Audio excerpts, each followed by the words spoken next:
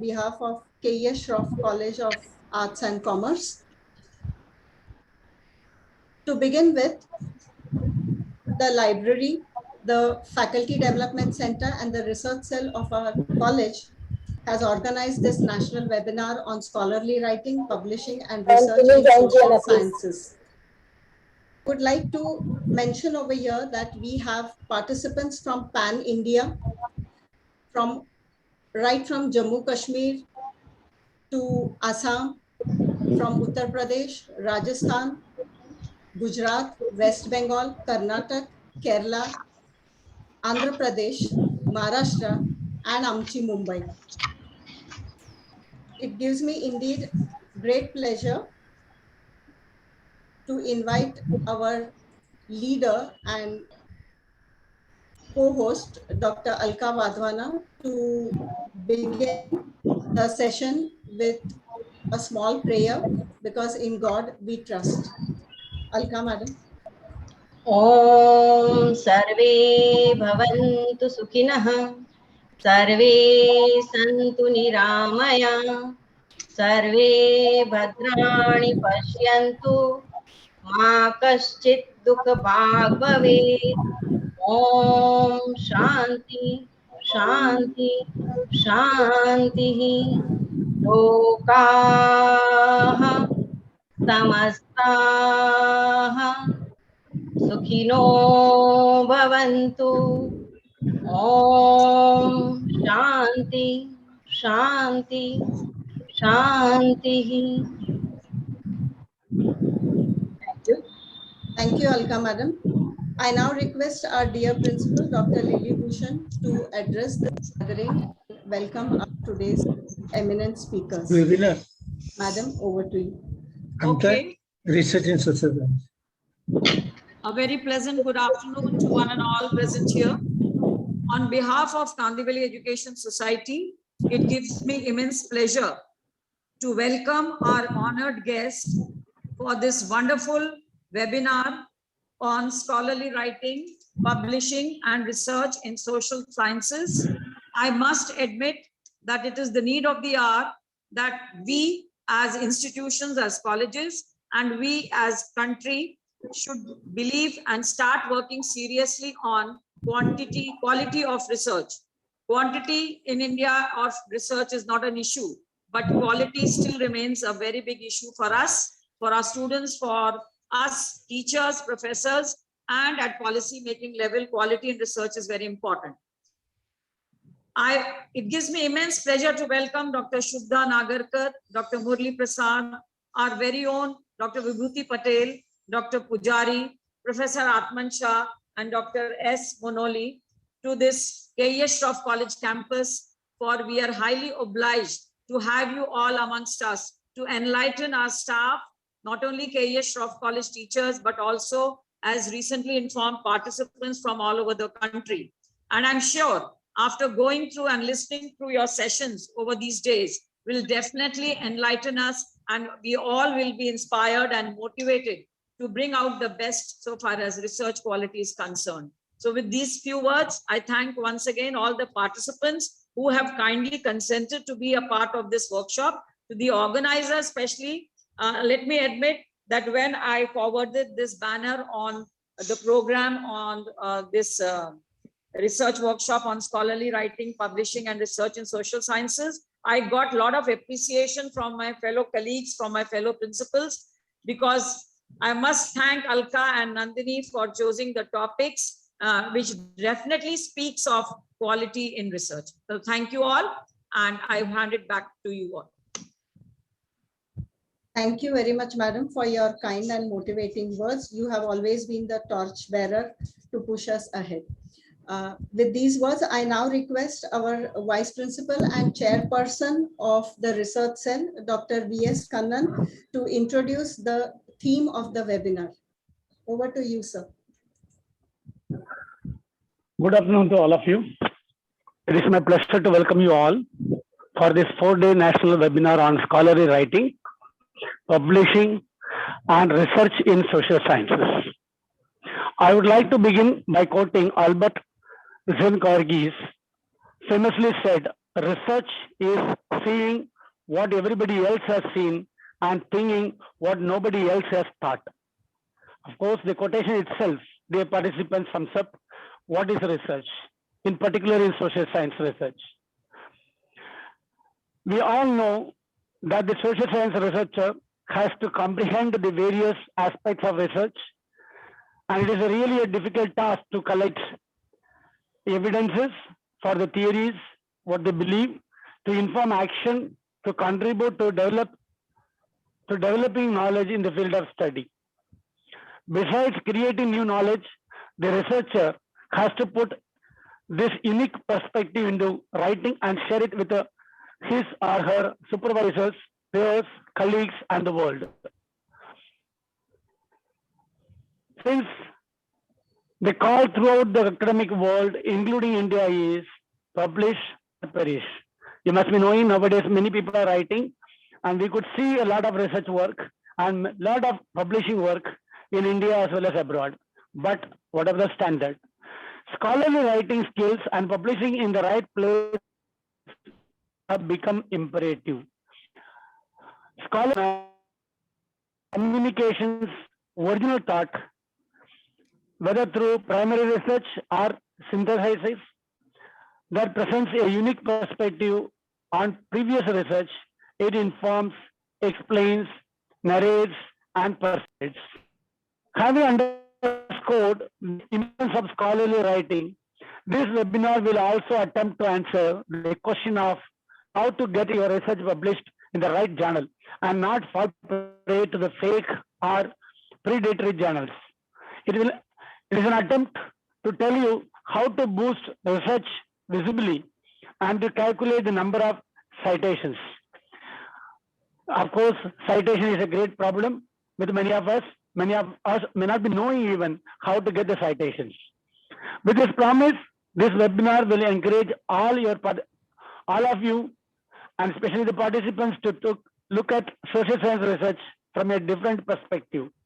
Write quality research, tell you how to enhance your visibility, have your concepts cleared and doubts removed. Wish you all the best, and I believe at the end of the day, end of the 4 days, you are surely enriched with the how to write a proper research paper and publish it. Thank you for listening. Thank you. Thank you very much, sir, for your very thoughtful thoughts. I have a request to all the participants that the chat box will be enabled 10 minutes prior to the close of each session, where you all can type your messages over there. And the feedback form will be shared only in this meeting and nowhere else. So please remember to fill in the feedback form. With these words, I now request our other colleague, Ms. Ganga Warrior, to introduce our today's first speaker, Dr. Shubhada Nagarkar. You're on mute, Ganga Madam.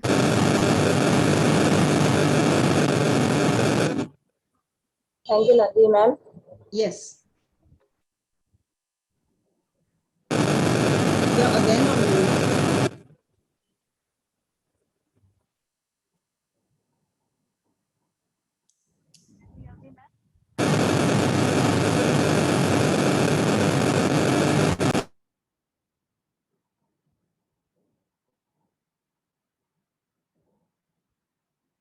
Can you hear me, ma'am?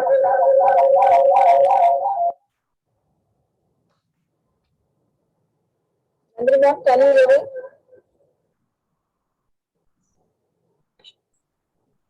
Yes, Ganga Madam, continue. To win means nothing without the will to prepare. To give us insight on predatory journal, we have with us. एक minute हाँ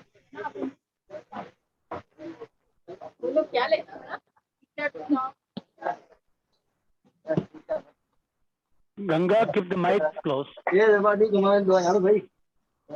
Madam, you continue. Thank you.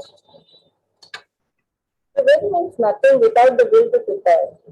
Today, to give us insight on predatory journal, we have with us Dr. Shubhda Nagarkar, Associate Professor, Department of Library and Information Science, and also a coordinator of Center for Publication Ethics (CPE) at Savitribai Phule, Pune University. Madam has been instrumental in creating and maintaining the research portal of the university. Since 2018, she is a member of Empower Committee of UGC CARE and has been coordinating with UGC Cell for journal analysis established by UGC in Jan 2019. Madam is recipient of travel grants from National Science Foundation, Ford Foundation, OCLC, USA, and GBIF. Her areas of research includes bibliography, metrics, publication ethics, institutional repositories, and digital libraries. Her work has been published by reputed publishers like Current Science, Annals of Library and Information Studies, Library Review, and Library Management. BAM has been publishing library and information science articles in newspapers and on blogs. Apart from varied research scholar, she is a yoga teacher too. We welcome you, ma'am, to this national webinar. I'm really honored to have the privilege of introducing and welcoming you. Over to you, ma'am. Thank you. Thank you, Ganga, and I want to thank all authorities of the college, especially Alka ma'am and her team. So thank you very much for this opportunity to share whatever experience we have in case of predatory journals. So today I will try to talk because what our observation is that we usually take one day workshop or something on predatory journal itself because it's increasing like anything. Every day we get some new problem of predatory journals and new case we are getting it through various channels. So I will try to focus on how to identify because many of students may be attending this course, and I really appreciate that you have conducted 4 days, and that also in social sciences, because most of the time we talk about sciences and other disciplines, but very few research is again, as compared to science, we have less quantity of research in social sciences, and that is good that I really congratulate all of you that you selected this topic. So let me share my screen, and I think, can you stop recording for some time? Because I have some data, maybe not good for, because Inviting our speaker, Dr. Satish Munoli, who has also joined us here today. Dr. Munoli, welcome to K.E. Ashraf College. Yes, Ganga Madam, you can continue. One question raised by Sadanand Gaonkar, which is the best way to identify the original journals? To identify original journals. Original journals are always indexed in good index database. The most important part is go through the contents and check articles how they have written. So it may happen that excellent paper may get by because of unawareness get published in predatory journal, or some substandard articles may get published in good journal and later on they get retracted. So always, if you are in that particular area, if you are writing, go to the contents of that article, whether they are following, whether they have a good thesis statement, whether they have good problem they are handling, how they have collected the data, whether data is analyzed properly, and what are the results, and whether they give future research kind of thing. So always focus first on article, quality of the article, quality of the research, and then you will find out, if you focus on that, immediately you can differentiate the journals. Thank you, ma'am. There is one more question by Shreya Malik. She has appreciated the session. Session was very wonderful. She has stated that, and along with that, she has posted a question that does all predatory journal charge money? Followed by, as I have submitted in one, the amount was very less, but there were no changes and no review on my paper. That means your paper is in predatory journals, because all standard publishers, they have peer review process. Without peer review process, journals are not good quality. Remember, do not submit. Hello.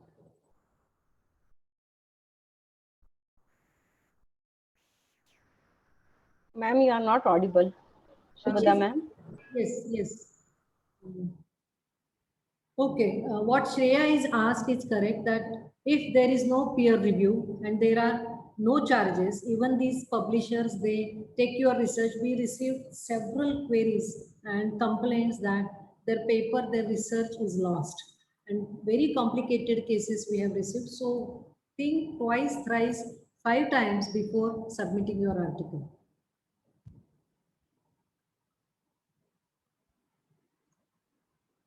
Okay, there is another question I can see in the chat.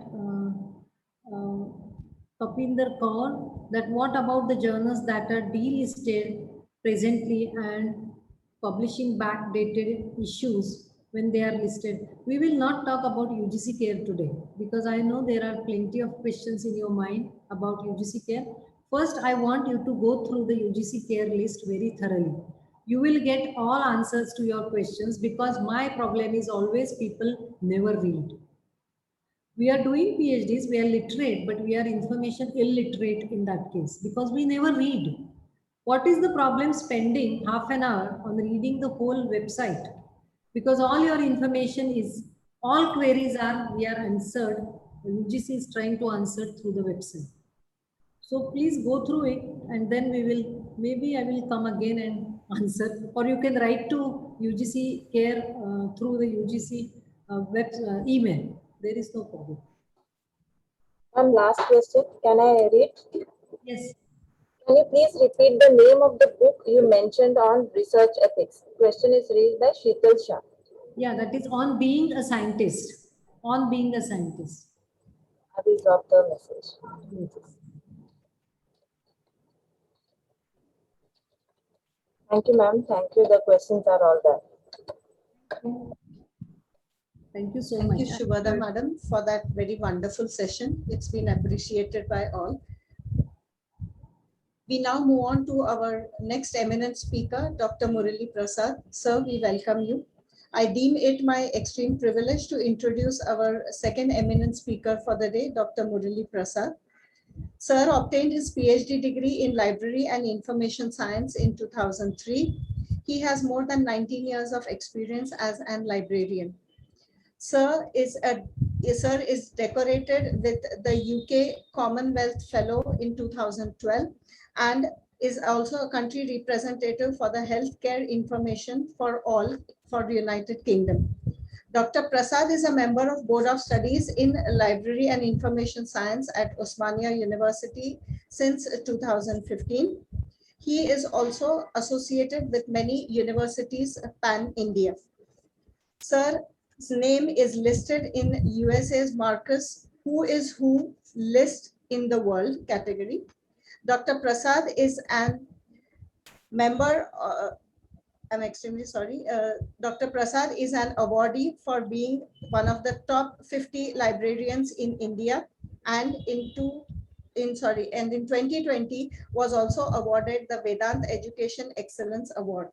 Sir has to his credit 3 books and has published 60 research papers in national, international journals and in conferences. Dr. Prasad is also a reviewer and editor of reputed national and international journals. Welcome once again, sir, and I request you to take over the session. Thank you. Thank you, madam. Good evening to all. Can I share my PPT, madam? Yes, sir. Please Yes, sir, share. you can. Yes, sir. Am I audible, madam? Yes, sir, you're audible. All right.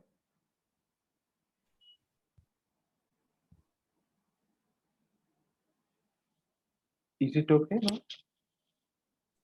Yes, sir, it's perfectly all right. All right. Thank you. Yeah, good evening to all.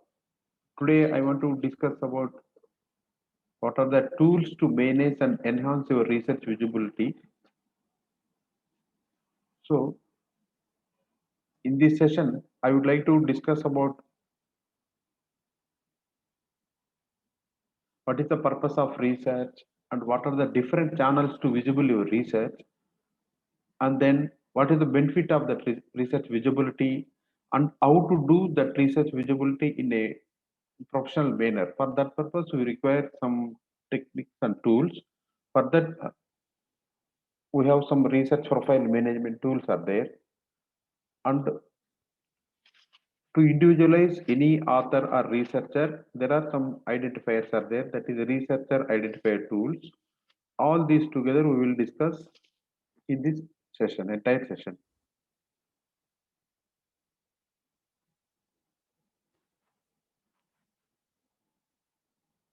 Okay, so I don't want to tell about what is research, how to do research, all these things. Only thing directly I will go to our topic on today's session. What is the basic purpose of research? Directly I will go to that one. Basic purpose of our research is to add to the existing knowledge, whatever in our area, research area, we will add some additional knowledge to that existing knowledge, literature. The second one is we can transfer our research findings to the practice. Whenever you do in research laboratories or any field studies, whatever it may be there, we will that research findings and all these things too, we'll try to apply in the practice manner. For example, in nowadays corona vaccine is there, they have some lab trials and technical trials.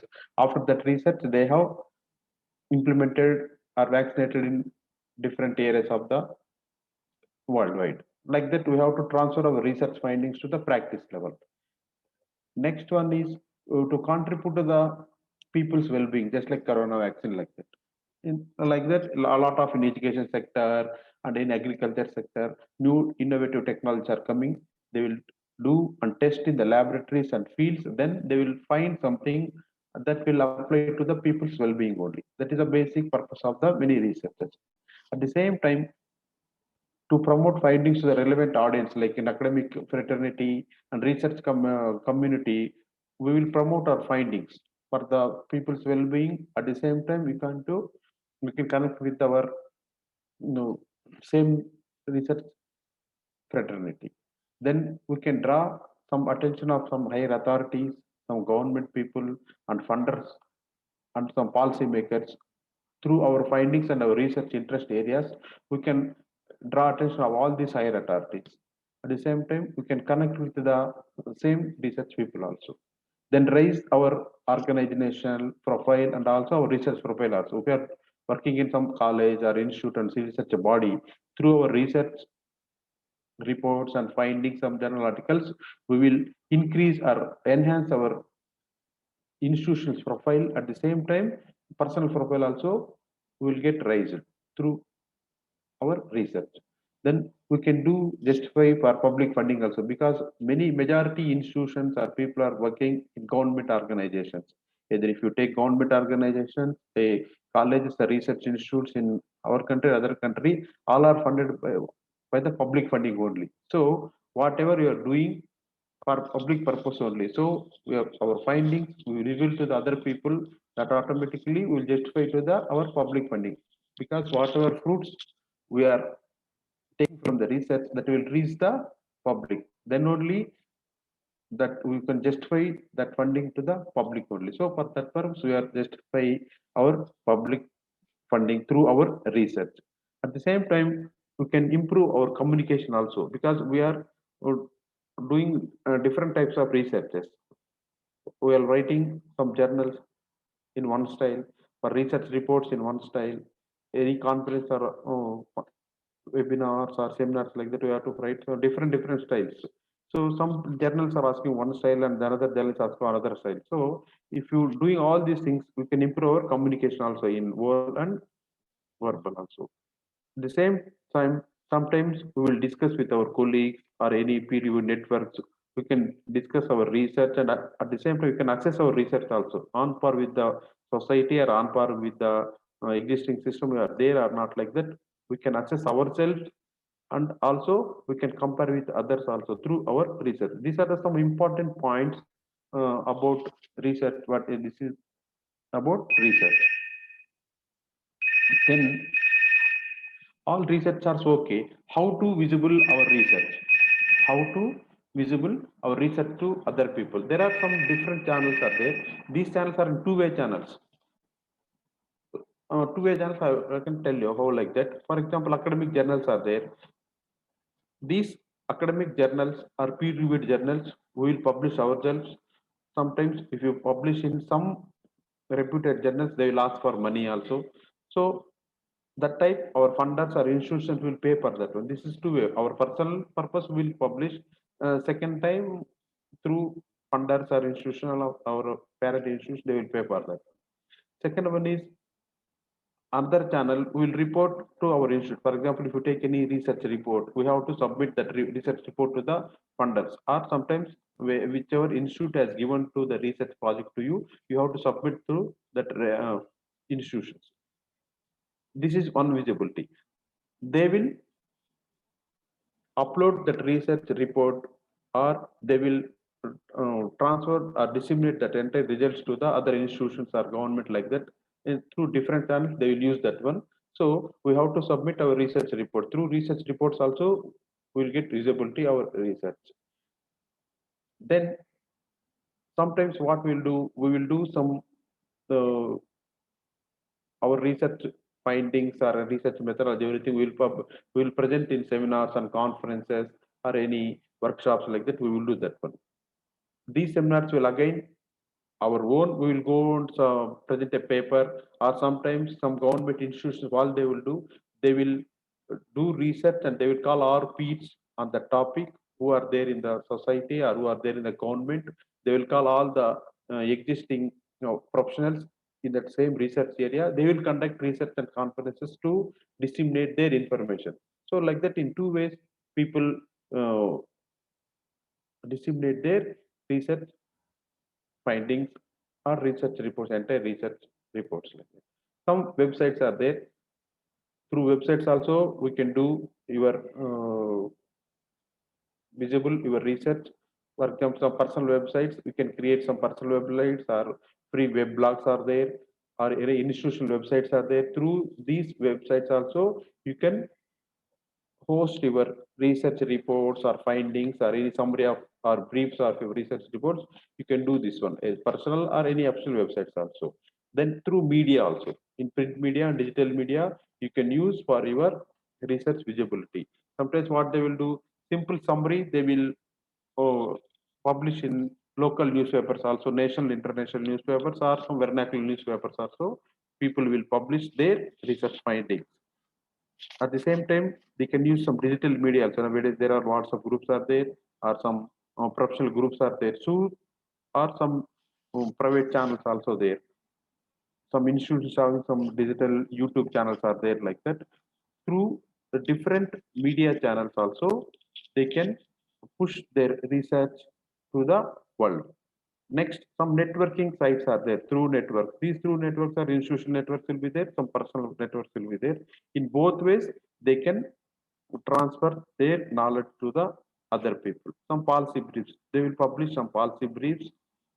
These policy briefs will tell about what you did, what is the methodology of your research, how policy makers will use these type of research, and how they can implement in the field like that. They will publish policy briefs. Through these policy briefs also, you can transfer your research findings to the public. Sometimes some targeted mailings, through some target mailers, that means institutes in same lines, they will send mails to the all same group of institutions of your research.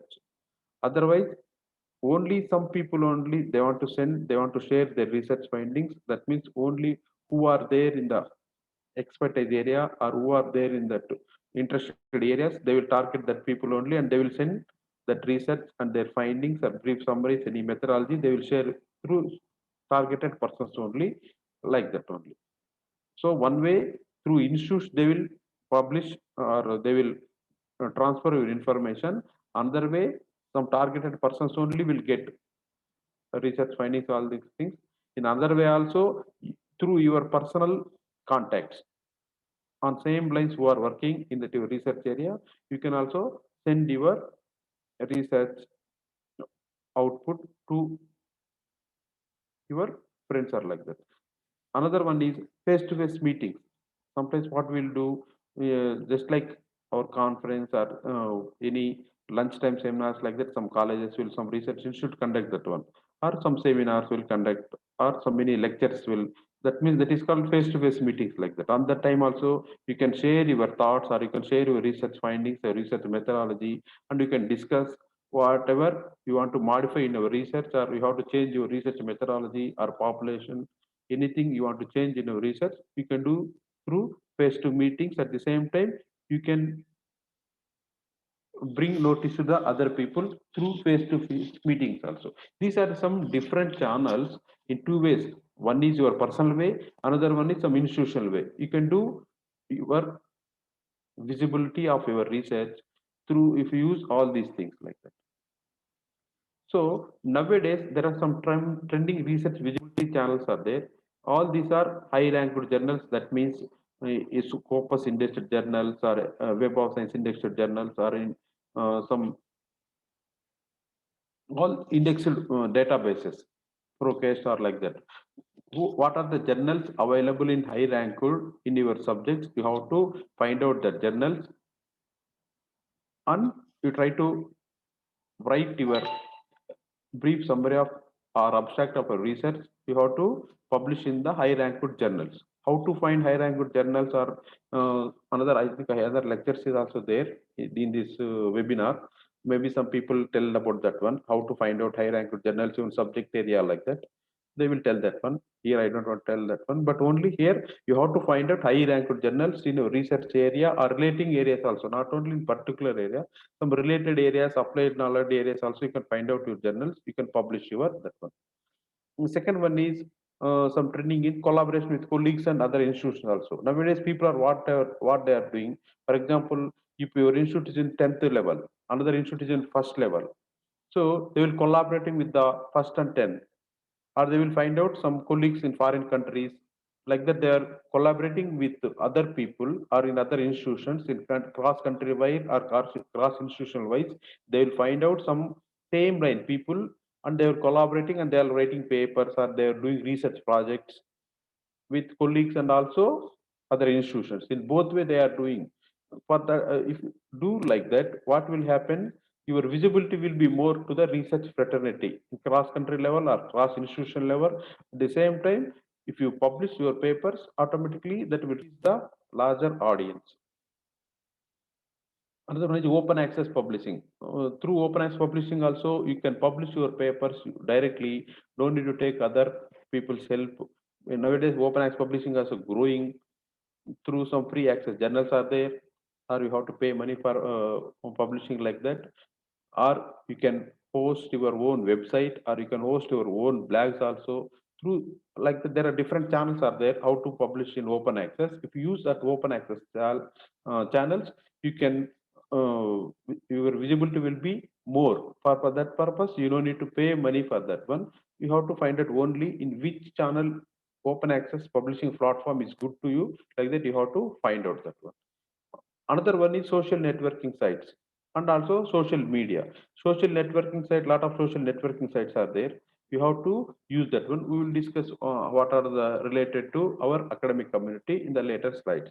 Then repositories. Repositories means again here our institutional repositories will be there, or some open access repositories are there. If you upload your data in that repositories, they will take care of your visibility and take care of the how to visible your research through search engine optimization techniques. They will use that one. These are some trending research visibility options nowadays are people using. These are the some important things. For that purpose, how to do your research visibility means you require some techniques and technical, some professional manner. You have to do that one abruptly or any some unprofessional manner. You can't do all these things. Some because if you host yourself, some search engines will not take care of that one. So for that purpose, you have to use some professional management systems. I will discuss here. So what are the use of this research profile management systems? Research profile management systems, normally what we will tell that means These tools are web-based tools. These tools will use, they will discover your research and store your research presentations or any the articles or any reports, whatever it may be. You can use for annotate and you can disseminate that research output to the entire world through these research profile systems. Normally, academicians and researchers using this tool organize their research activities within their institutions. At the same time, they will use the across the institutions or across countries also, country level also, they will use that one through these research profile management systems. There are a lot of research profile management systems are there. Some are proprietary, some are freely available systems in the market. That means open access research profile systems are there, open source research profile systems are there. Both you can use, whichever is comfortable to you, you can use this type of research profile management systems. So what are the benefits of this research profile management system? There are a lot of benefits are there. Already, first one is to showcase your entire research output or your class notes or our teaching presentations or teaching materials, whatever it may be. You can showcase that one. That means indirectly you can showcase your knowledge to the public. At the same time, you can share with your students and your colleagues or your peers, whatever. Maybe you can share that one also. All these things you can manage with this research, one research profile management system. You can do all these things. What is the use? That one. Another side, you are already present in the current scenario like that. You can always present in the online. That means you are available to all the researchers, funders, or your students. You are showing yourself to the users or your fraternity. I am already there. I am available. I am active, very active and dynamic in the research areas like that. You can showcase yourselves. That is one thing. Second one is automatically your publications will getting cited in the peer-reviewed journals and reputed journals. At the same time, who are doing research in our same area, they will try to use your research. That means in research in different ways. That means research reports or any articles or any books or any assignments also, they will cite. At the same time, if you are using a research profile management system, that will track entire research impact, who are citing your articles or any books or something like that. That will track and that will give more visibility to the other people also. If allow, you can't do this one. Some programs will take care about all these things. Once you upload your research articles or books data in the research profile management system, that will take care how to track that one, who are cited, who are visited, who are read, who downloaded, like that. That will do entire thing for you. Only thing, you have to upload your document in the profile system only. That is the advantage of this one. Automatically you can know what is your impact of your publications, who are using or how many persons are using year by year, or how many persons download, like that. You can track entire your research impact in different ways. That means in article level also you can do that one, or institutional wise also you can track entire your publications. Then you can develop your network with your other researchers who doing research in your same line, or any applied knowledge also, other subject people also, those who are doing in your area or in your specialization. You can connect with that people. You can build your network through these research profile management systems, because they are also uploading their entire CV and their research output in the research profile system. Then through search, you can discover who are there in the same field or same lines doing research. You can find out, you can connect them, and you can make network. You can build network, strong network with the other people also. Then once you uploaded your documents or your research output, all this will observing by the funders, either government funders or private funders. They will observe. At the same time, they will search also sometimes. So if you are in the same lines, automatically they will contact you, and your chances of funding is automatically increased, enhanced that, because they will search for some experts in the same subject research area. So they found you are better person or you're suitable person through your research. They will ask to do research. They will funding to do research in that line. So your chances may be increased. Then you can get statistics on your published papers or any books or something like that. You can get statistics. That means in last 1 year, how many people read, how many people downloaded, who are cited, like that. You can get statistics through these profile management systems. Without this profile management system, you can't get statistics. You have to count yourself. But these research profile management system programs will take care of that one, and they will classify or they will categorize how many people read, how many people downloaded, who cited in which paper, like that. They will give entire details to you. You can get statistics easily through these profile management systems. Without this one manual, you can't do that one. At the same time, this research profile management system will avoid the misidentification of your personality. That means same name people will be there. But this profile management, what they will do, they will assign a user ID to you. Through that user ID, they will avoid misidentification of same name people or same initials people. That will be avoided. We will discuss in the other slides research identifier session. This one. Okay, these are some major benefits of research profile management systems, and this is applicable to all the research people and students also. They can use entire these type of things if they are doing any research projects in student level also, in PG level and UG level also. These are some major benefits. So there are a lot of research profile management systems are available in the market for academic fraternity. That major some of the important research profile management systems are ResearchGate is one. Another one is LinkedIn professional network site is there. Academia.edu is there. IRINS, Google Scholar is there. Science Open, Kudos, Vivo. Like that, there are a lot of different research management systems there. I will here discuss 3-4 and how to create your profile in Google Scholar also. I will tell here due to lack of time. I will tell only one Google Scholar like that. Remaining you can do that yourself. Okay. First one is ResearchGate is there. ResearchGate is a professional networking site.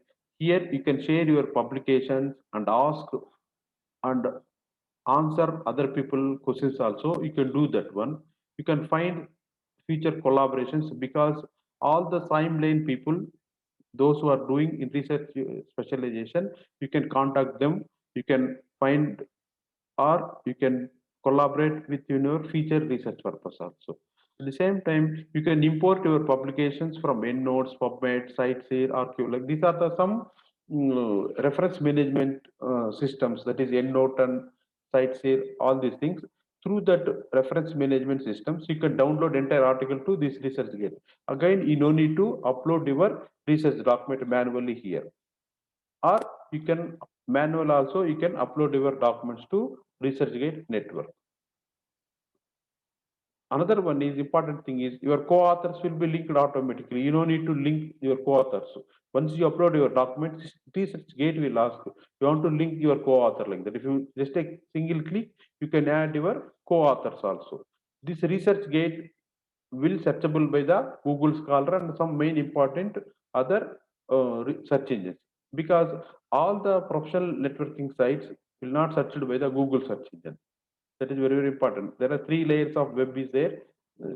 So first layer belongs to open access model. That will only 40% literature. But this ResearchGate is visible to or give features to search by the other search engines just like Google. You can analyze entire your research area from different perspectives. That means how many people viewed your article, how many people downloaded, how many people cited, like that. This ResearchGate will give to you. Once you uploaded your research output in the ResearchGate networking site. Here another thing, good important thing is also job recruitment. Also you can search your jobs through this ResearchGate professional network. These are some usefulness with ResearchGate. Another one is academia.edu. Here also you can get full text publications indexed in Google Scholar. Though what are articles you uploaded in the academia.edu, all these document, full text document will searched by the Google Scholar. Not only in Google, Google Scholar also take care of your academia.edu publications. At the same time, you can analyze your publications metrics also. That means article level metrics also you can analyze here. Then you can comment or post questions against your article or in other people articles. Vice versa, you can do in the academia.edu website. In one of the recent PLAS one study, 69% of citations, books or any other citations over 5 years through academia.website. These some spelling mistake is there. 69% of people are using this academia.edu open access publications in their research. That means their research citation will be boosted by 69% in the last 5 years. That means they increased their visibility 69% through this academia.edu professional management site. Another one is a LinkedIn professional networking site. This is a very excellent professional networking site. You can upload your entire research profile or your profile here. Many recruiters and your colleagues will see this one through this LinkedIn profile. Many advantages are there. You can find out some jobs in your research area or in other areas also. Some major institutions, they are publishing their jobs or any vacancies in this academia website. At the same time, you can upload your entire profile, either your personal interest, at the same time, your research interests, your publications, your qualifications, your experience, everything you have to upload in this LinkedIn website. Through this LinkedIn website, there are a lot of viewers are there, lot of potentiality is there through this LinkedIn website. I can tell one example. Already some introducer tell me I got one award, Vedant Foundation, like that, top 50 librarians. I did not apply for any one. They only find my profile through this LinkedIn and they have chosen me as one of the top 50 librarians like that. Then they contacted me. I asked that person, how you can't, how do know my name like that? They said, we through LinkedIn, we find your names are, then we contacted you, take your everything like that, like that. So there are a lot of advantages with this LinkedIn profile and this academia and ResearchGate. So you have to use these type of platforms for your visibility.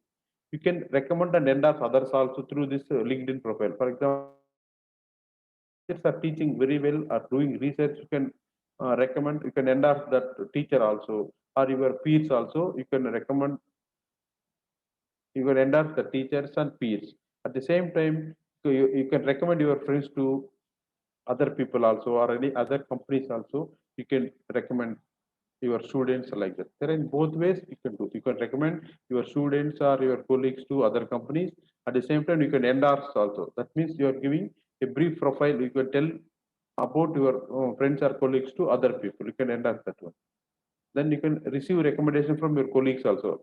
Like that, other people also, they can recommend you, they can endorse you like that. You can stay in touch with your old people. That means your alumni also, you can touch with uh, uh, your old colleagues or your alumni people. Those who are, for example, some people in the last 10 years who studied in KS Raf colleges, they made a profile in LinkedIn. Now you are making your profile LinkedIn. Automatically, the LinkedIn programs, what they will do, they will tell same school people in this LinkedIn profile like that, they will give you a pop-up to you. So like that, you can stay in touch with your previous colleagues of your college or previous institutions or any previous companies also. You can meet them people through this LinkedIn profile.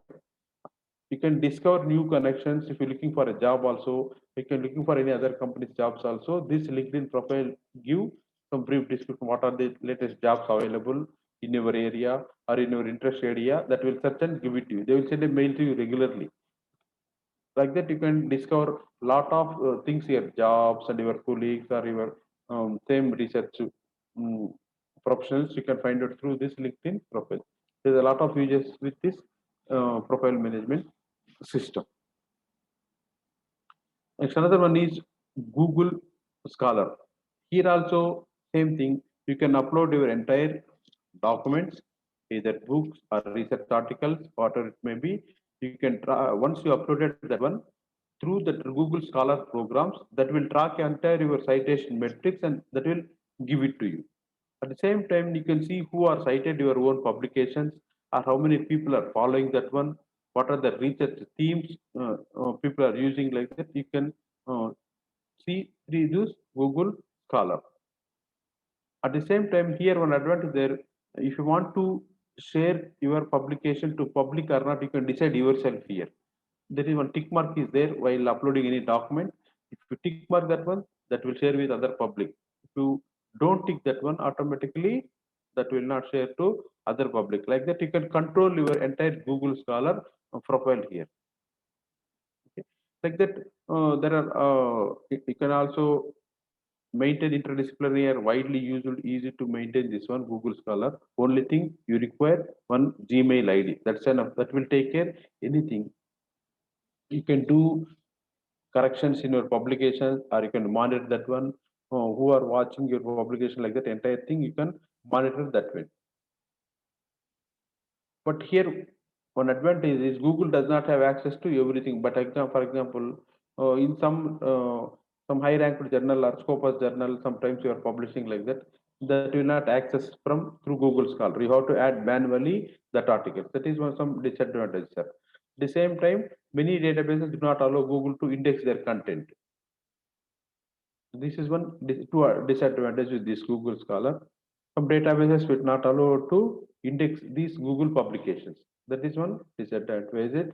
At the same time, Google does not access some other databases also.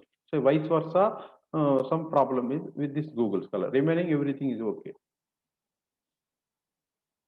So this is my Google Scholar research profile. If once you uploaded all documents here, you can see this type of screen. This is the end product in Google Scholar. How many citations are there? Last to 10 years or 20 years like that. How many people cited? If you click on that cited, automatically the Google Scholar will tell you who cited in which year, like that, everything that will tell you. At the same time, you can get some metrics also. What is your H index?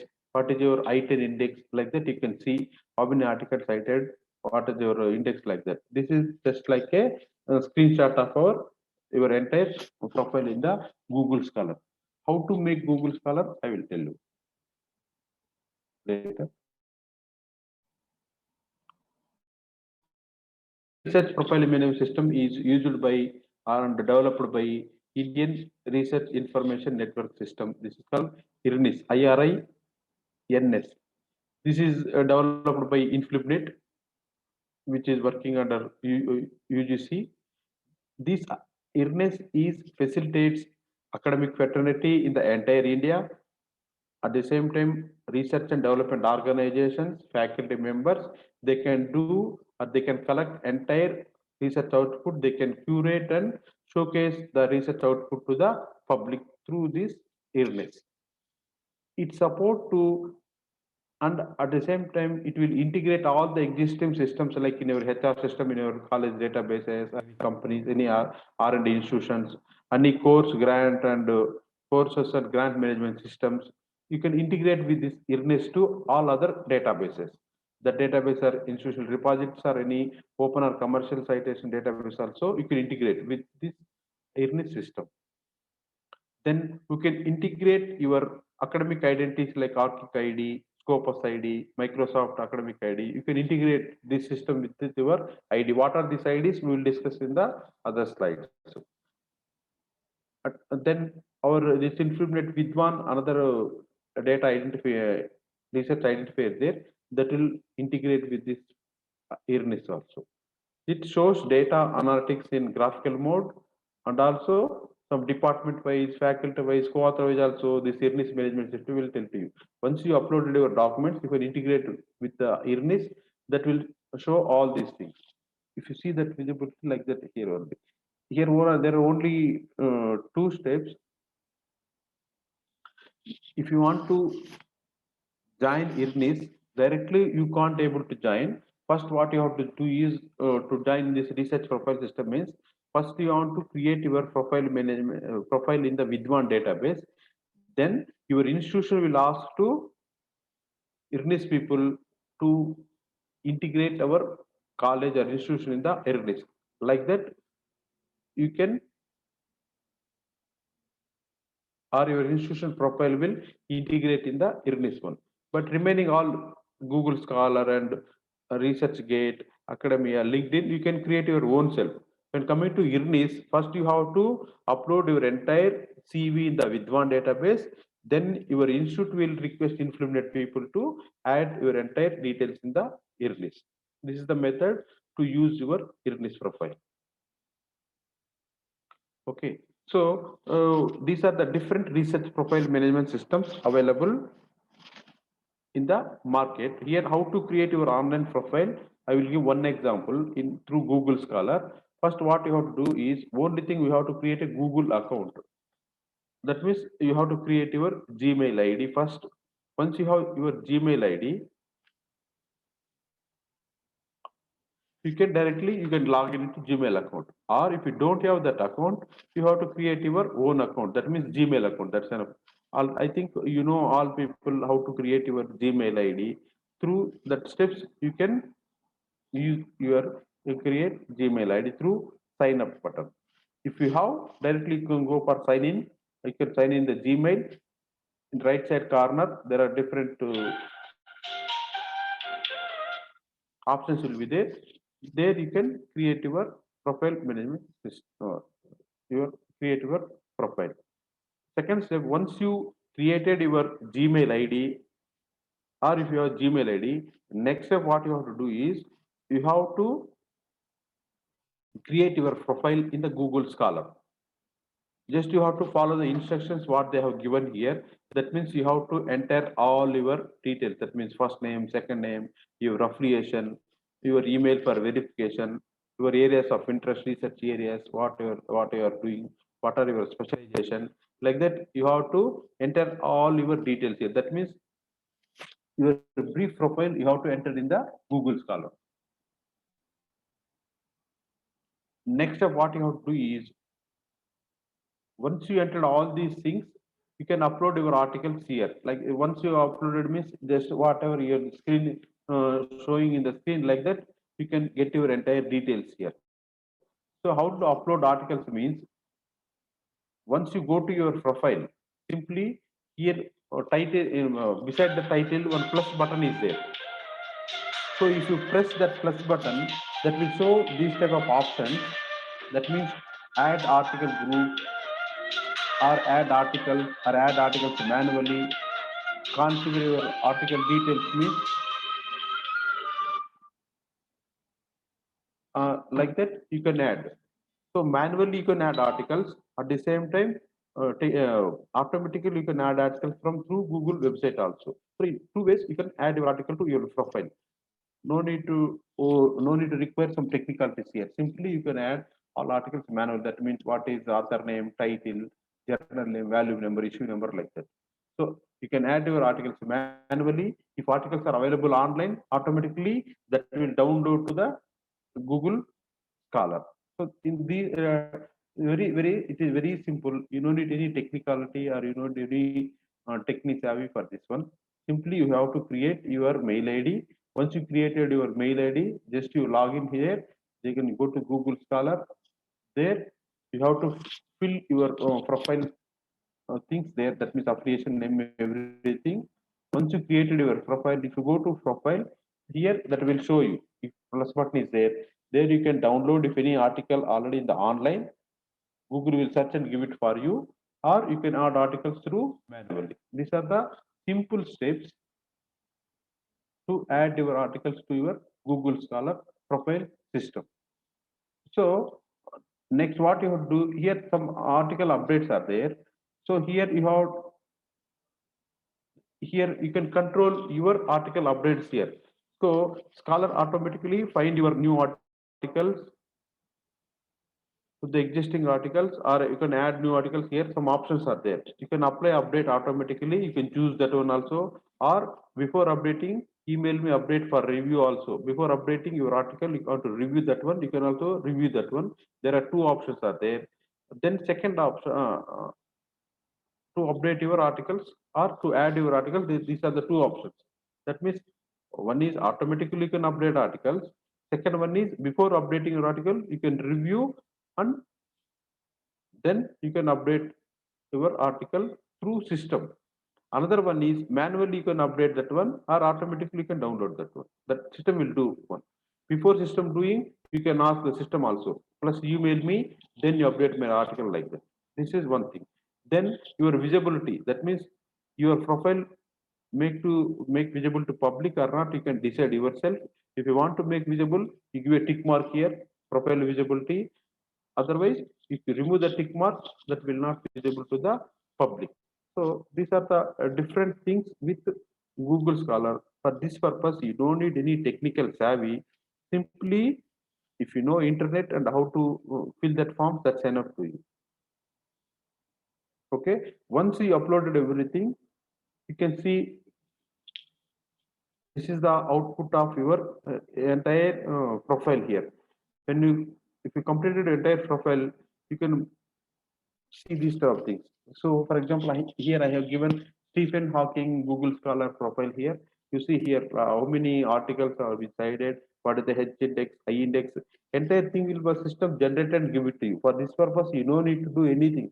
Only thing simply you have to upload your articles to the Google Scholar profile management system. That's enough. That will take care everything, that entire statistics that will give it to you. This is very, very simple procedure to create your research profile system. The same thing in ResearchGate as well. Only thing you have to log in and you can upload your entire documents in ResearchGate or in Academia or Google Scholar also. Because due to time, I have given only one practice here through some screenshots. You can do yourself. This is not a big thing to you. Only thing, if you know how to use internet, that's enough to you. These are the some research profile managements to visible your research profile to the public. This is one part. Second part is some researcher IDs. That means why you have researcher IDs means there are a lot of people are in same names and similar names, same spellings, everything. So you want to differentiate that one, you require some identifier. For example, just like our books, ISB number will be there. Thus, ISB number is a unique book number entire world. So that only one number will have that single book. So that is a unique identifier that per book. Like that, authors also they can create their identifiers because nowadays people are using a lot of platforms to showcase their research or showcase their visibility or talents. For that purpose, they have to individualize themselves. For that purpose, people are using some different identifiers in academic fraternity community. So normally identifier means this identifier uniquely and persistently pinpoint an entity. This will disambiguate the it from you other people. That means your same similar names will be there. For example, my name is Murali Prasad. Another Murali Prasad also will be there in library science itself. So in that time, through this research identifier, I can uh, away from the other peoples. That means system will not give ambiguity to the other readers. This identifier disambiguate with the other people. So this is very, very important. At the same time, they can differentiate with the institution or funders, intellectual property. This will give some identity to your to you only through this identifier. They can differentiate what are the institution of this Murali Prasad and other Murali Prasad. Like that, you can compare with the other persons. This is the usefulness of identifiers. And coming to author identifiers, this author identifier, what they will do normally that they will do that will disambiguate others with the same or similar names. That means name spellings or something like that. At the same time, some these identifiers assigned to research to prevent author ambiguity problem within the scholarly community. For example, in same library science, my name is M.R. Murali Prasad, other person Shildev, they will disambiguate with the other people also. Then it will persist even if you change your name also. For example, for example, today I am writing some name, some articles in my name. Sometimes I will use with my pen name. Sometimes I will use some pseudo names like that. Whatever names I have been changed, but this only identifier will give entire content in my name itself.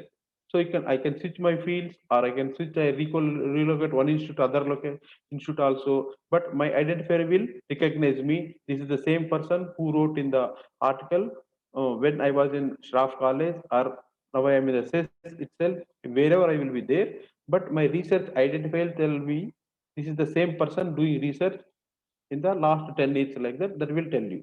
This will disambiguate with the other institutions also. This is very, very important for the researchers, because sometimes faculty or some researchers, they will change one institute to other institute, or one place to another place for their collaboration of research. Through these research identifiers or author identifiers, they can avoid the disambiguation between the institutions or fields also. So these are the very, very important. Some benefits means this will give less ambiguity as who published a certain paper with a different various. For example, some journals will use full name M.R. Murali Prasad, but some journals what they will do, they will write M.R.M. Prasad like that. Some journals what they will do, they will rendering the names also. First they will give second name, then give first name. So whatever names used in different journals or different platforms, this identifier will tell you this is the same person who is writing articles. Through this identifier, you can combine article, you can cumulate, and you can put together at one place. This is very, very important. At the same time, this identifier, what they will do, that will accurately measure your citations with whatever name you have write your articles, but that will individualize you, and that will give accurate citations for your research output. You can very easy to evaluate your productivity. Your research output is indexed by different database also. Easily you can evaluate your research productivity, because either you are published in Scopus database journal, index database journal, website index database journals, where it will be there, but your research identifier will, author identifier will be the same. Through the identifier, you can evaluate entire your research. You can pull together, and you will keep track of your entire publications and your impact there. So it will identifier will give simplified method to the databases. So through author identifications only has to be stored at one place. All documents pulled together, and they will keep in the one place itself. That is the advantage of through this author identifier. Wherever you publish your articles, in whatever databases, indexed journals also, all these journal databases and other databases, your research reports, wherever you publish it, through this author identifier, that will pull together, and they will keep at one place. You can manage, and that will be searched by the other search engines also. This is the importance and benefits of the research identifier. At the same time, you can, this identifier will give opportunity to create new networks of data. That means academic genealogies. That means that will give a hierarchy. Who are there in your research area in long back? Now who are there in the research area like that? That will give a one logical manner, that will give a one hierarchy to you. Those who are working in the same lines like that, research area or in your academic institutions also, that will give a one genealogy. That means some who are the genius in your area. Through these identifiers, you can find out. If you through these identifiers, what they will do, same fields also, they will create their identifiers. They will integrate with the profile management systems. Through that profile management systems, you can find out your academic genius. That means fields who are there in the same lines or same research area, same specializations. You can find out that one. These are the some important benefits with the research identifiers. There are a lot of research identifiers there. Oh, one is Scopus, another one is ORCID, researcher ID is there, Vidwan ID is there, ISNI is there, RQ author ID, Open ID. These are the some research identifier there. Here I will tell you how to create one researcher ID. In same LEMS, you can create another one also. Okay, first one is Scopus researcher ID. You no need to create this Scopus research ID. Once you publish any paper published in a journal, that journal is indexed by Scopus. Automatically, Scopus will assign a research ID to you. Here, you no need to create your research ID. Any journal published or any journal indexed by the Scopus, if you are author for that article, automatically Scopus will assign a research ID to you. You no need to create a research ID. That is one thing. That is called Scopus author ID. Here in Scopus author ID, you no need to create yourself. Scopus database will assign for yourself. Only your article is published in Scopus Index Journal. That's it. That is one thing. Here, once you published your article, here you can integrate your RCID ID to the Scopus database. That is another. You see here, you can search your author ID is created by Scopus database or not. You can search through this website, scopus.com. If you go to scopus.com, there one author search is there. If you click on the author search, you can get this type of screen. There you can put your name, first name and second name like that. You can search for your name. If author or if article published in Scopus databases, automatically that will give it to you. Otherwise, they can no results found like that. Very simple here. If your only thing is you have to publish an article in Scopus Index Journal. That's it. Another important one is RCID ID. This RCID ID you have to create your own self. This is a free and a unique persistent ID. This is RCID is maintained by one non-profit organization. Here, this distinguish you from other researchers across all the disciplines or places or countries, whatever it will be. This will give a unique ID to you. This was established in 2012. At present,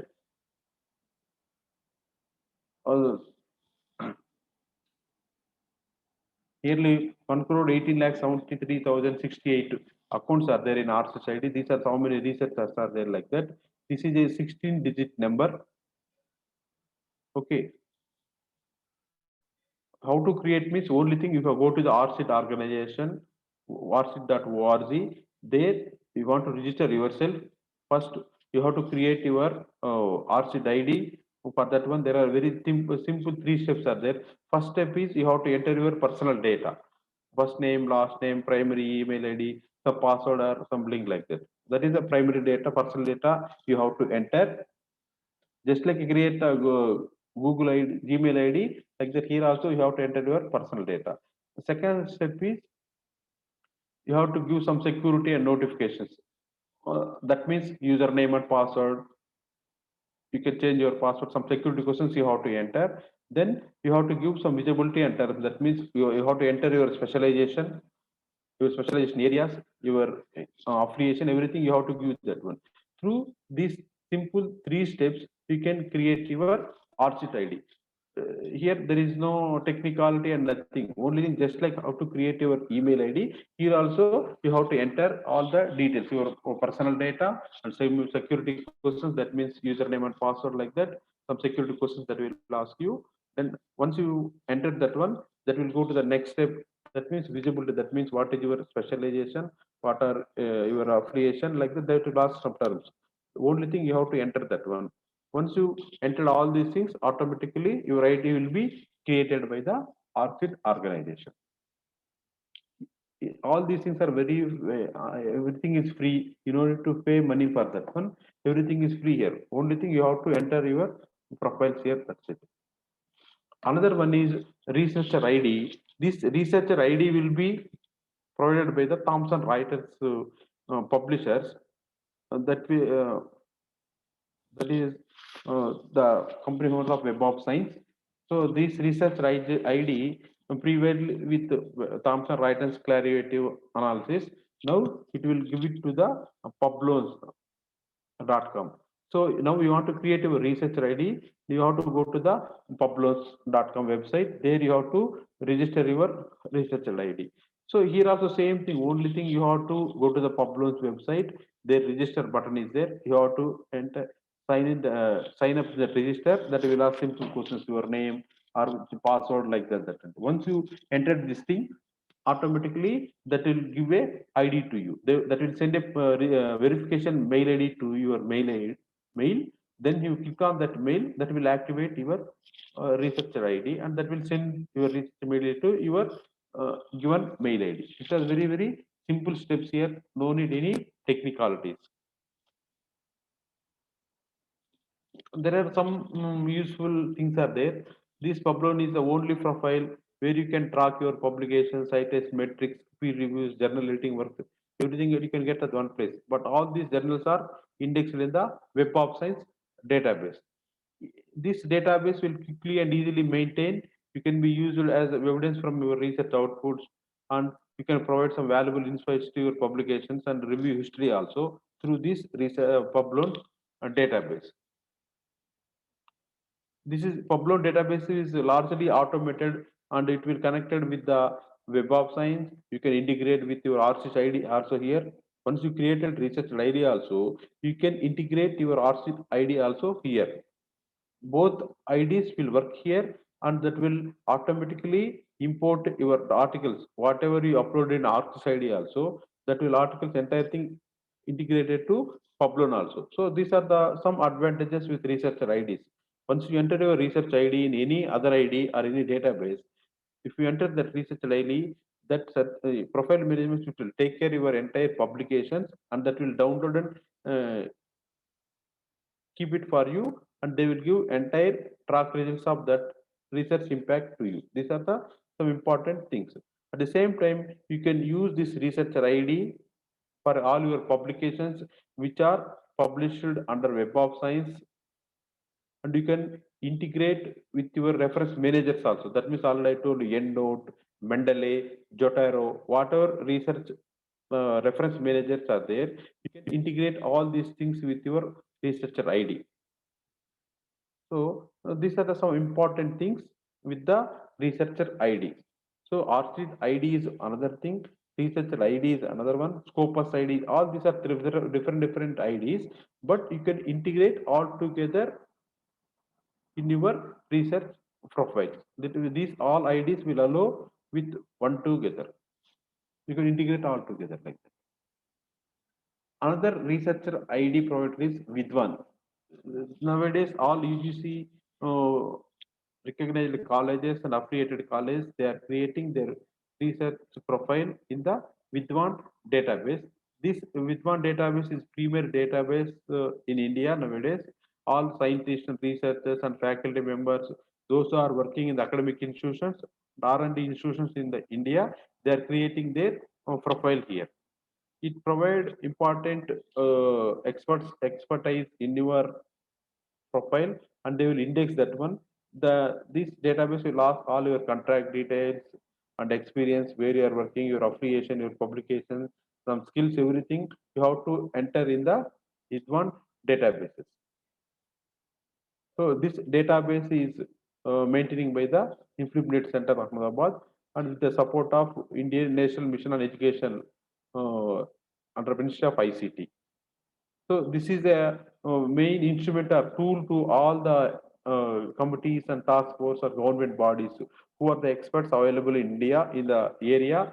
Through this Vidwan database, they are searching for the experts, and they are contacting the people directly for any they have to create any task force, or they have to give a find out any experts for interview boards or like that to evaluate people or evaluate government schemes. For that purpose, they require some expertise. Through this Vidwan database, they are finding out and they are contacting directly to the experts. This is the advantage of some Vidwan database. So only thing, you have to create your profile. This is also very simple. If you go to the Vidwan website, I have given the website name here. vidwan.inflict.ac.in. If you go to that website here, the registration is there. Once you click registration, right side corner, registration is there. Once you click the registration button, here there are two options are there. One is register as an expert, another one is register as a nodal officer. So whatever you want, you can click here. You want register as expert, you can choose that one, or you want to be a nodal officer, you can choose that one, or you can log in through your LinkedIn profile, or you can log in through your Gmail also. If you have already Gmail account, through Gmail account, username and password, you can log in with one website.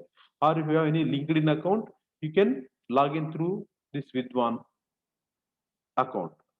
Or if you don't have these two accounts, you can create your own form in the Vidwan website itself. For that purpose, again, you have to enter all the details, just like your affiliation, your first name, last name, everything like that. You have to do that one. In three ways, you can create your account in the Vidwan database. Once you created your username, this type of screen will appear. Once you logged into the Vidwan databases, this type of screen will appear here. Again, you have to enter all the details here, your personal information, experience, your expertise, educational qualifications, honors and awards, doctoral thesis, everything. Whatever you uploaded or whatever you want to show to the public, all under these headings, you have to enter all the details here. Then only your visibility will be more.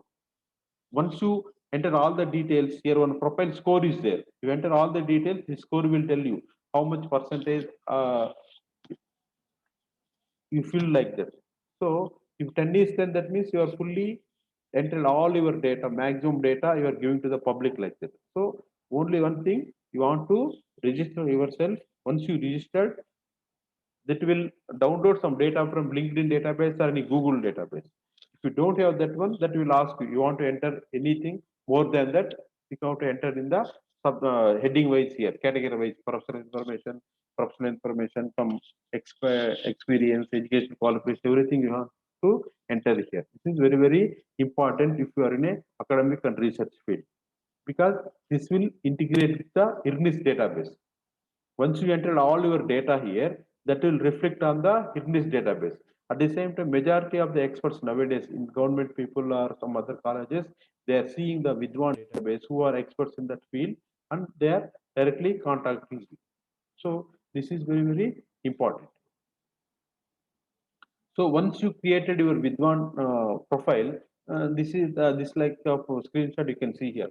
How many articles are there? How many conferences you present? How many books are there? How many projects are like that? Here you can see in the top line, blue color. You can see that you can Vidwan score is there. How much is there? You can see the statistics also in graphical mode. Uh, how many publications you published from which year to which year through graphical mode, which is in which year you published the highest one, in which year your lowest publications, like that. You can see entire thing is graphical presentations. You can through your Vidwan database also. At the same time, you can your collaboration also, you can see these two visual graphics also. How you collaborate with how many co-authors. This entire this circle diagram that will give you your collaboration with other people. 360-degree angle, you can see all the collaboration works. In which year, how many articles you published, who to whom you collaborated, everything that will give you. At the same time, you see the left side corner, your academic identities are there.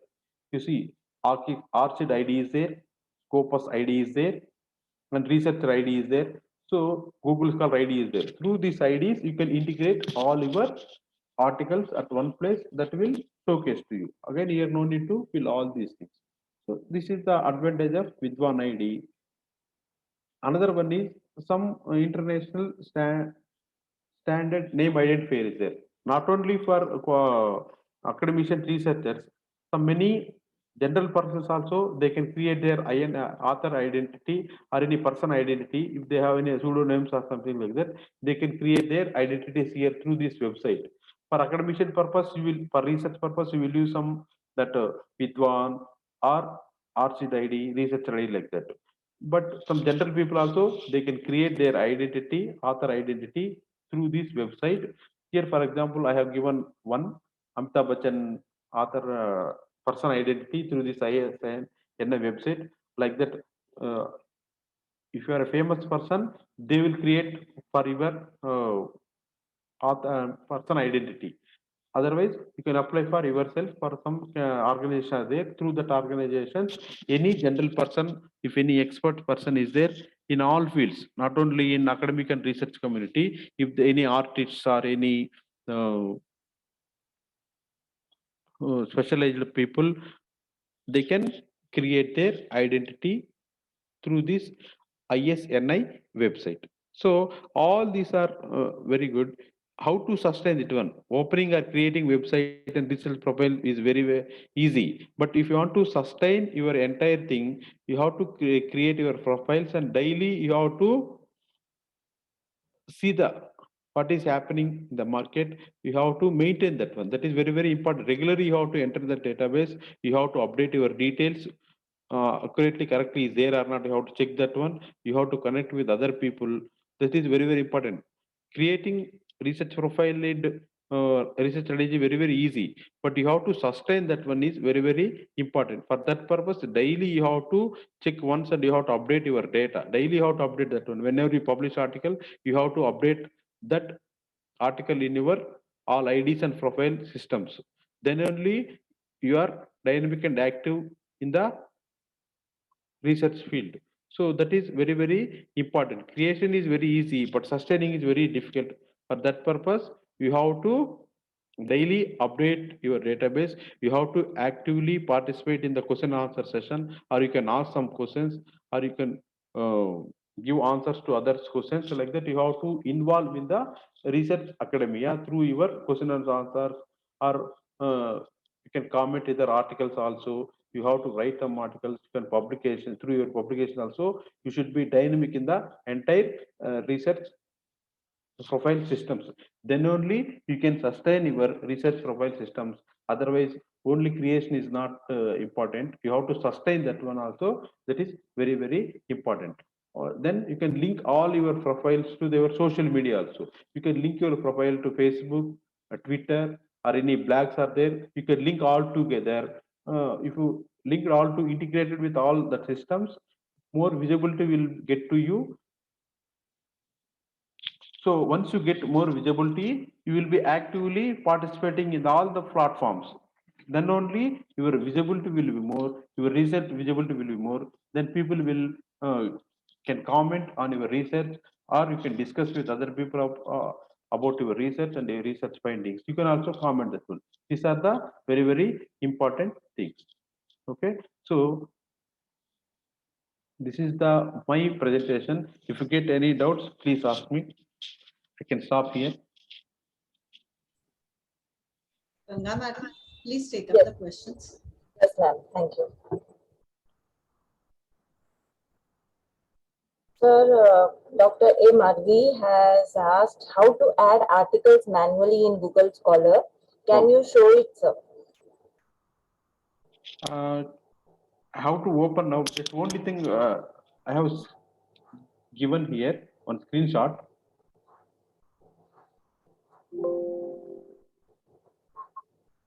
Once you create your Gmail ID,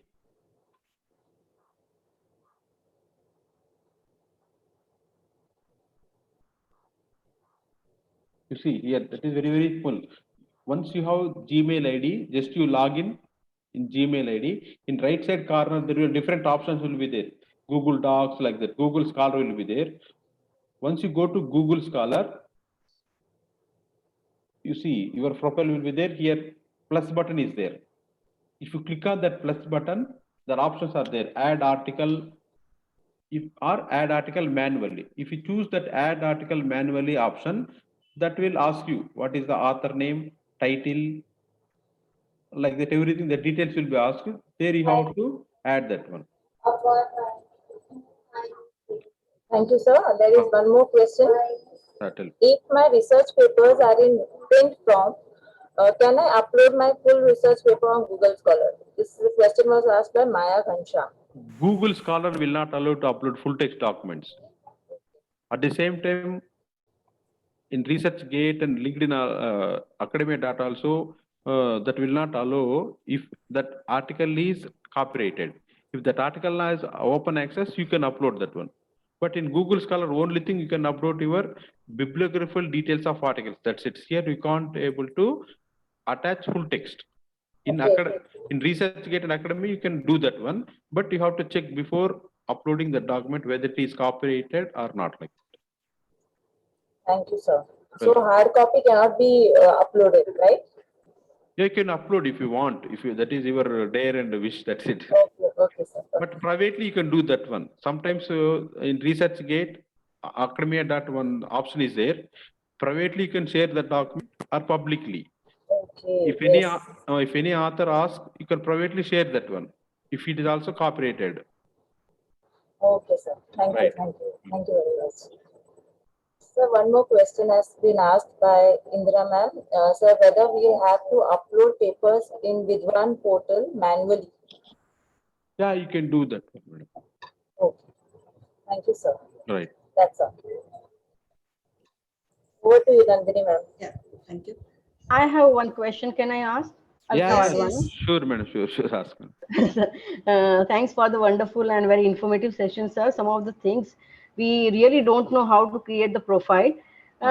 You said that in Vidwan we can create a profile, and then institution has to approve it. That so Yes. how to go about it? Vidwan, you can Institution create means your. whom? That is depends, madam. Institution will assign some work to librarians. Okay. In some places, they are doing in favor of faculty, or they are helping creating profiles with one portal. Librarians will supporting to the faculty. So means what is the procedure? Some MOU should be there, or simply there is one some option over there on the website that we have to click and then automatically it will be integrated? No MOU, madam. For creating Vidwan, no MOU no need. Just like Google email ID, you can create your Vidwan ID. No, that I understood, sir. But then institution has to get the allow. So how it can be done? As a researcher, I will upload my personal information and register myself. Then it will ask the institution to approve. Now, to whom it will ask? Means I could not understand that, sir. No. Here, institution will not play anything, madam. If you want to visibly your research, you want to create your own expert database. Directly, you can create your just like your academia ResearchGate profile. Okay. Because in one of your slides, you said that you have to fill the data and then institution will request the InflibNet to. That means IRNIS database. IRNIS database means that entire institutional faculty profiles, they will accumulate together and that will give it to you. So will it be useful for from NAC point of view? Because for this thing validation, it goes to InflibNet, right? That research points and all. No, it is so if we put this institution, profile of all the employees in IRNIS, will it help the institution in gaining the points and also? Definitely, because entire institutional visibility will through IRNIS only. Vidwan is individual thing. Okay. And coming to the institutional wise, all together they will create a graph and give it to you through IRNIS database. So first thing what you have to do is you ask your faculty members to create Vidwan data profile through Vidwan database. Okay. And you can support also how to do. If known people are there, they can create themselves. Or as a librarian, you have to take initiation. You ask them to create this one. Then you send a mail to the IRNIS one to add our institution name. Once you created your Vidwan profiles, all your faculty, that IRNIS database will take care. They will pull together all the institution affiliation and they will publish graphical mode, everything to you. You can use that for your NAC accreditation purpose or inspection purpose. This is our entire institutional output like that. Okay, thank you very much, sir. It is only thing first you have to take initiation to create profile databases. That is very Vidwan. Yes, Vidwan. Or ask Okay. faculty to create themselves own how to create ResearchGate or Academia, LinkedIn, and ask them to create a RC ID also. Okay. Because in Alka, DVV and NAC, yes, Alka, sir. Alka, Yes. already few of our teachers have registered themselves in Vidwan. No, but IRNIS, Actually, one thing, yesterday I searched for your college affiliation name, but nobody is there, sir. Nobody is there. Mr. Nobody is Lavate, there, sir. Mr. Kannan. Yesterday I searched Chef College, KES Chef College, like that. Only 2 ladies' names are there, but in the article name or everything, the affiliation name, Yeah, your of course, we college name is just not there. created, only just created, Acha, some okay. 3-4 of us. Yeah, Yesterday I have searched actually. No yeah, name even is- I have created. Yes, okay. so for that IRNIS, we have to write, register in IRNIS, right, sir? So it will be visible? It will be visible, madam, everything through that graphical mode which I shared to you. Mhm. Institutional wise graphic that will show you how many people are there, what are the institutional entire publication like that. Just like Okay. Scopus database, here IRNIS also give the entire profile to you, institutional wise profile to you. Okay. Thank you, sir. Only thing you have to ask your faculty to create Vidwan database profiles. For that, you can help also, or you can conduct a small seminar Workshop, like right? workshop like that for all faculty. Call all faculty, and you can show step by step. But it's very easy, madam. Simply just how to create email ID. That's it. Yeah. They have to take interest. That is the main thing. No, it will be useful for NAC. That's what I feel. Yeah, definitely, madam. 100% is useful. Just like Scopa database statistics, IRNIS also give it to you through institutional wise. Okay. Thank you, sir. Thank you very much, sir. So, excuse me, sir. One of the participants, Nicole ma'am, insisted on sharing the PPT. Will you be able to share your PPT, sir? Yeah, I have given send a mail to your Alka madam just to Thank ask. you very much. Thank you. Thank you. Before coming to the end of the session, the feedback form will be posted in the chat box. Kindly fill it up. We are not posting the feedback form in the Telegram group, so it will all be done here and we'll wait for it. I now request our librarian, Dr. Alka Wadhwana, to propose the vote of thanks. Good evening, everyone. I take this opportunity to propose my vote of thanks. I thank resource persons, Dr. Subhada Nagarkar and Dr. Murli Prasad for accepting our invitation. Special thanks to Dr. Murli Prasad because as participants might be knowing that when they registered, some of the participants in the beginning, we had another resource person for this topic, Dr. Kannamadi, but due to some official work, he could not able to join. And I'm very, very thankful, and I express my deep gratitude to Murli Prasad for accepting our invitation and give due justice to this topic, which was very much needed for our staff. It was required by our staff members that how to create the research ID and all. So I think all the participants might have also benefited from this. And my sincere thanks to all my team members, library, then the research committee, and faculty development center. Thanks a lot, and we will meet tomorrow sharp at 3:30. I request all the participants to please join on time so that we can gain more knowledge from the resource person. Thanks a lot. Thank you, madam. Can I leave? Yeah, thanks a lot, sir. If you Once get again, any thanks. doubts, if you faculty any doubts creating profile, just email me or you contact my mail ID or phone number. I will try to help you, madam. Thanks a lot, sir. Thank you very much, sir. Oh, And we Thank you will so much. hope to have a few more collaboration and cooperation from you for such kind of seminars and workshops, sir. Thanks Sure, a sir, lot. definitely, madam. Whenever you want any help creating all these profiles, just to give my number to any faculty or anything. I will try to help you and your faculty also. No problem, madam. Thanks a lot. Thank you so much. Thank you, sir. Okay, madam. The Can I leave, feedback madam? form. Yes, sir. Thanks. Welcome. The feedback ma'am. form has been posted in the chat box. We will keep the gallery open for the participants to fill it up for some time. Those who have Those filled who- can leave.